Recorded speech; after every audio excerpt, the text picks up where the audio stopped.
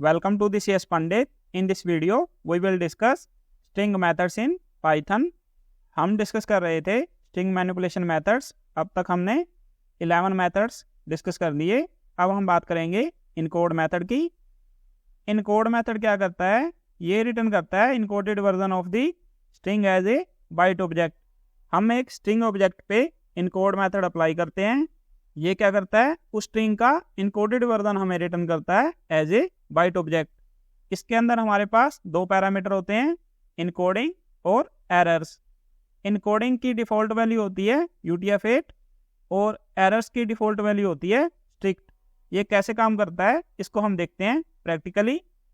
हमारे पास ये एक स्ट्रिंग है, इसके अंदर हमारी वैल्यू क्या है? पाइथन. पर यहाँ पे हमने जो ओ यूज़ किया है ये इंग्लिश का अल्फ़ाबेट नहीं है, ये है लैटिन स्मॉल लेटर ओ.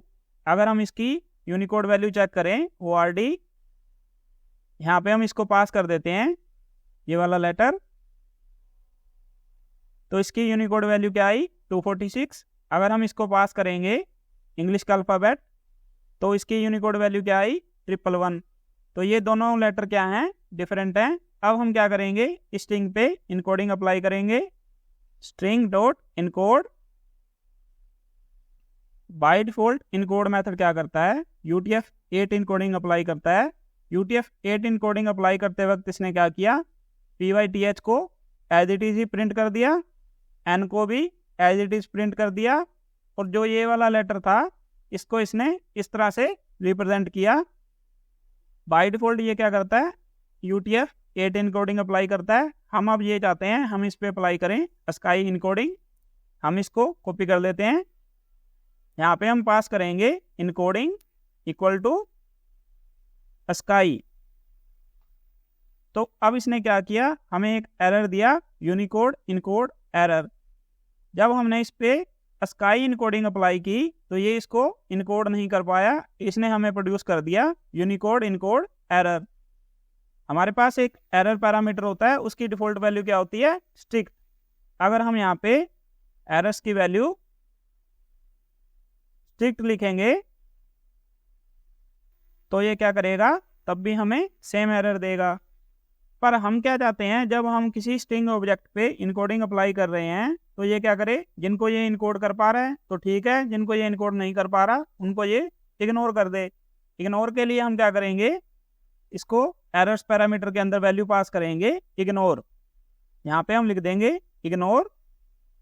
तो इसने क्या किया? स्ट्रिंग ऑब्जेक्ट पे इनकोडिंग अप्लाई करने के बाद हमें बाइट ऑब्जेक्ट रिटर्न कर दिया, और इस ऑब्जेक्ट के अंदर हमारे पास PYTH ऐसे ही आ गया, N भी एज इट इज़ आ गया. ये इस ओ लेटर पे स्काई इनकोडिंग अप्लाई नहीं कर पाया तो इसने क्या किया? इसको इग्नोर कर दिया, क्योंकि हमने इसको पैरामीटर पास किया था एरर्स इक्वल टू इग्नोर. इसके अलावा भी हमारे पास और ऑप्शन होते हैं, जैसे हम इसको अगर कॉपी कर लें, यहाँ पे हम लिख देते हैं रिप्लेस. अब ये क्या कर रहा है? जो करैक्टर को ये इनकोड नहीं कर पा रहा उसको ये क्वेश्चन मार्क से रिप्लेस कर रहा है. इसके अलावा हमारे पास और ऑप्शन क्या होते हैं? हम इसको कॉपी कर लेते हैं. यहाँ पे हम लिखेंगे XML char ref replace. इसको हम पास कर रहे हैं XML char ref replace. यहाँ पे इसने क्या किया? ओ लेटर की जगह ये वाली वैल्यू प्रिंट कर दी. यहाँ पे 246 क्या है? इस करैक्टर की यूनिकोड वैल्यू है. हम एरर्स पैरामीटर को और भी वैल्यूज पास कर सकते हैं. हम इसको कॉपी कर रहे हैं, यहाँ पे हम इसको पेस्ट कर देते हैं. यहाँ पे हम इसको लिख देंगे \replace. तो अब ये क्या करेगा? ओ लेटर को रिप्लेस कर देगा करैक्टर से. एक और वैल्यू क्या होती है? Name replace.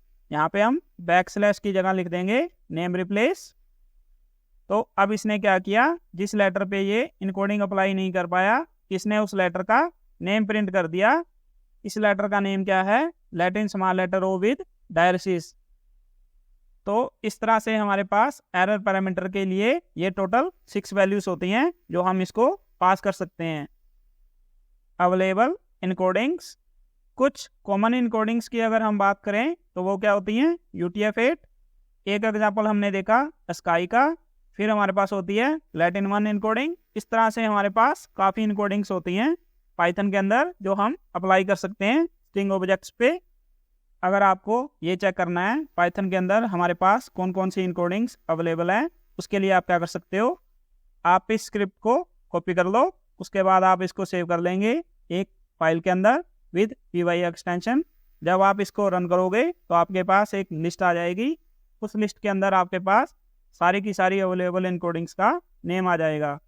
ये वाली स्क्रिप्ट आपको इस लेक्चर की पीडीएफ के अंदर मिल जाएगी। अगर आपको ये पीडीएफ चाहिए तो आप एक टेलीग्राम चैनल ज्वाइन कर सकते हैं, इसका लिंक मैं आपको डिस्क्रिप्शन बॉक्स में दे दूंगा। फॉर्मेट मेथड, इस मेथड को हमने इन डिटेल एक सेपरेट वीडियो के अंदर कवर किया हुआ है, वो हमारा 30+ मिनट का एक लेक्चर है, तो इसका लिंक भी मैं आपको डिस्क्रिप्शन बॉक्स में दे दूंगा। Format map method, format map method of string क्या करता है, ये स्ट्रिंग को फॉर्मेट करता है यूजिंग डिक्शनरी। इसके अंदर हमारे पास एक ही पैरामीटर होता है मैपिंग, और ये मैपिंग क्या होती है, डिक्शनरी ऑफ सब्स्टिट्यूशंस। ये कैसे काम करता है इसको हम देखते हैं प्रैक्टिकली। हमारे पास ये एक डिक्शनरी है, अब हम क्या करेंगे, इस डिक्शनरी को पास करेंगे format map method of string के अंदर। हम स्ट्रिंग ले लेते हैं माई नेम इज, यहाँ पे आ गया कोलन, यहाँ पे कर्ली ब्रेसिस के अंदर हम लिखेंगे name and my age is, फिर आ गया कोलन, यहाँ पे कर्ली ब्रेसिस के अंदर हम लिखेंगे एज। अब हम क्या करेंगे, फॉर्मेट मैप मेथड अप्लाई करेंगे डॉट फॉर्मेट मैप, यहाँ पे हम इसको पास कर रहे हैं डिक्शनरी, तो इसने हमें क्या output they the, my name is John and my age is 20। तो इस तरह से हम फॉर्मेट मैप मेथड का यूज़ कर सकते हैं। इसके अंदर हम पास करते हैं डिक्शनरी ऑफ मैपिंग, इसने नेम को मैप कर दिया जॉन से, एज को मैप कर दिया 20 से। ये एग्जांपल हमने अभी देख लिया। इसके अलावा हम क्या कर सकते हैं, इसको कॉम्प्लेक्स डिक्शनरी भी पास कर सकते हैं। जैसे ये हमारा एग्जांपल है कॉम्प्लेक्स डिक्शनरीज का। इसके अंदर हमारे पास क्या है, नेम, ये क्या हो गया की, और वैल्यू के अंदर हम क्या कर रहे हैं, इसको लिस्ट ऑफ वैल्यूज पास कर रहे हैं। नेम के लिए हमारे पास 2 वैल्यू हैं, एक है जॉन, दूसरी है ब्रूस। प्रोफेशन भी एक की है, इसके अंदर भी हमारे पास क्या है, 2 प्रोफेशन है, कंप्यूटर टीचर और कोडिंग ट्रेनर। एज के अंदर भी हमारे पास 2 वैल्यू हैं, 30 और 31।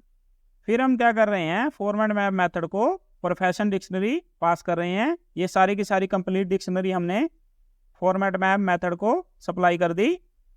अब हम यहाँ पे यूज़ कर रहे हैं नेम 0।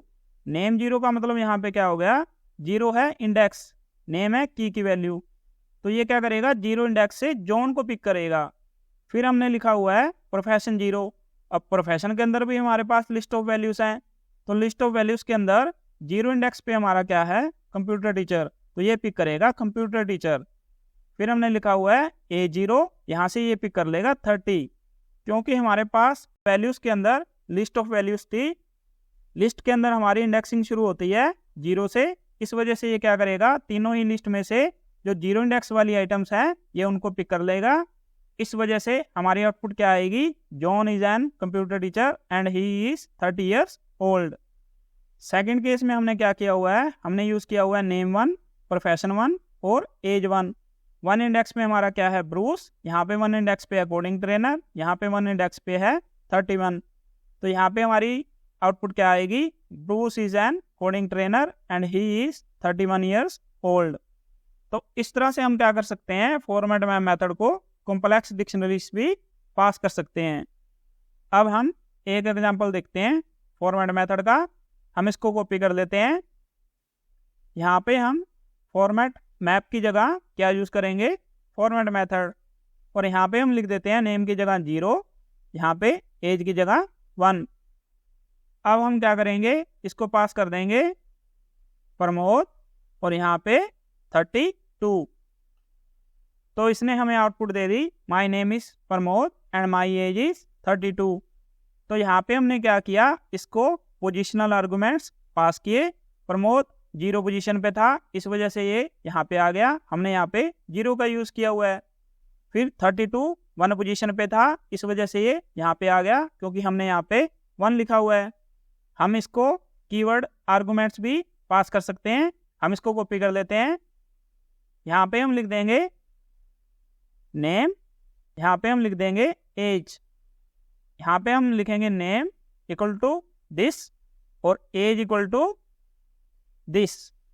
यहाँ पे हम क्या कर सकते हैं, एज को पहले पास कर सकते हैं जैसे हमने ये लिख दिया, और नेम को बाद के अंदर पास कर सकते हैं, तब भी हमारी आउटपुट क्या आई, सही आई। यहाँ पे हम कीवर्ड आर्गुमेंट पास कर रहे हैं, यहाँ पे पोजीशनल आर्गुमेंट पास कर रहे हैं। ये मेथड दोनों ही केस में क्या करता है, इंटरनली एक मैपिंग डिक्शनरी क्रिएट करता है और उसके बाद मैपिंग अप्लाई करता है। और फॉर्मेट मैप मेथड क्या करता है, ये इंटरनली कोई डिक्शनरी क्रिएट नहीं करता, हम इसको डायरेक्टली डिक्शनरी ही पास करते हैं। तो इन दोनों मेथड्स के अंदर बेसिकली यही डिफरेंस होता है। फॉर्मेट मैप मेथड इंटरनली कोई मैपिंग डिक्शनरी क्रिएट नहीं करता, हम इसको जो डिक्शनरी पास करते हैं ये डायरेक्टली उसी पे काम करता है और सब्स्टिट्यूशन अप्लाई करता है। फॉर्मेट मेथड क्या करता है, चाहे हम इसको पोजीशनल आर्गुमेंट पास करें, चाहे हम इसको कीवर्ड आर्गुमेंट पास करें, ये इंटरनली एक मैपिंग डिक्शनरी क्रिएट करेगा और फिर ये क्या करेगा, सब्स्टिट्यूशन अप्लाई करेगा, फॉर्मेटिंग अप्लाई करेगा। क्योंकि फॉर्मेट मेथड को इंटरनली एक मैपिंग डिक्शनरी क्रिएट करनी पड़ रही है, उसमें इसको टाइम लगेगा, इस वजह से ये क्या होता है, फॉर्मेट मैप मेथड से कंपैरेटिवली स्लो होता है। तो ये डिफरेंस होता है दोनों मेथड्स के अंदर। इसको इंटरनली मैपिंग डिक्शनरी क्रिएट करनी पड़ती है और ये क्या होता है, स्लो भी होता है। बाकी के स्ट्रिंग मैनिपुलेशन मेथड्स हम डिस्कस करेंगे नेक्स्ट वीडियो में। इस वीडियो में इतना ही, तो मिलते हैं नेक्स्ट लेक्चर में। Thank you.